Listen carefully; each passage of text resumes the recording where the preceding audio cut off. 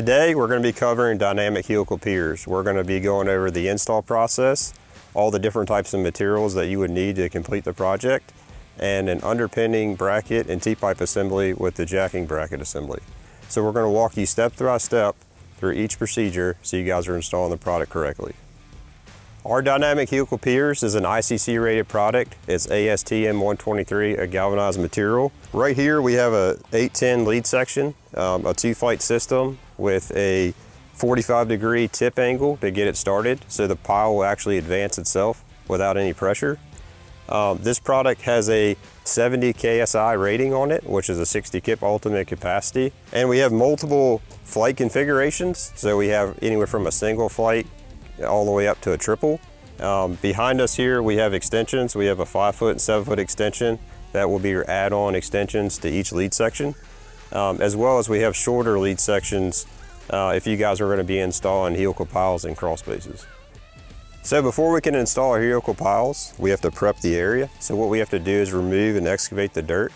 Once the dirt has been removed, we're going to start cutting our concrete footer. It typically sticks out 8 to 12 inches from the wall. We want to cut that back to 2 inches from the wall. Once that's done, we want to square off the front of the footer face, and then we want to excavate 10 inches below the bottom of the footer. Once that's complete, we're ready to install the helical pile. So now that our concrete footer has been prepped, now we're ready to install our lead section. For this example, we have a 10-12 lead section. It's a 2-flight helical pile lead section.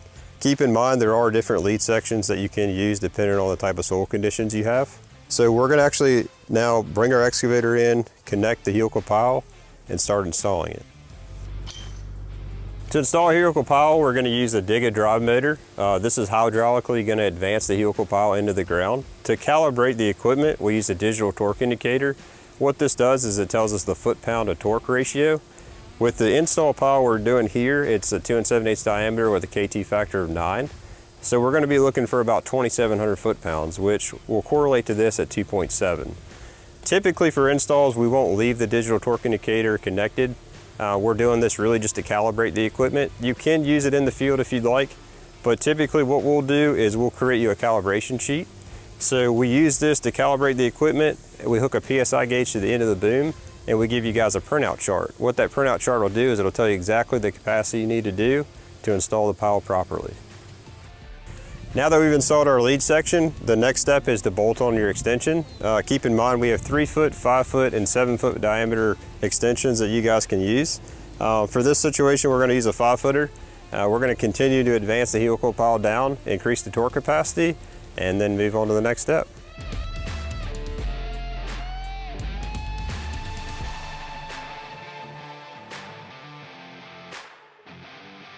Now that we've installed our helical pile to the correct torque capacity and depth, our next step is we're actually going to cut part of the extension off.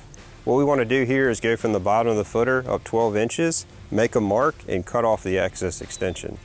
I'll move over to the next hole here where we've already installed another helical pile, and I'll show you an example of one cut off. As you can see here, this one right here is cut off 12 inches from the bottom of the footer up. So your bracket and T-pipe assembly will fit perfectly. Now that we've cut our pile off to the right height, now our next step is we're going to install the bracket and T-pipe assembly.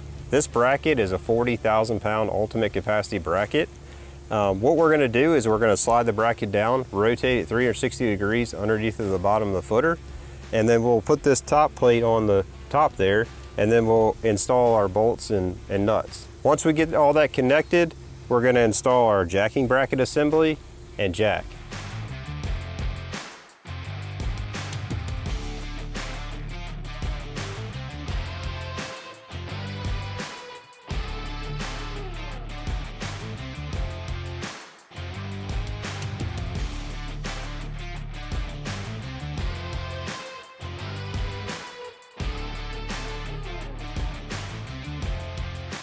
So we've now successfully completed a full install of the Dynamic Pier System. We started with the lead section, followed by the extension, and now we ended with the bracket and T-pipe assembly.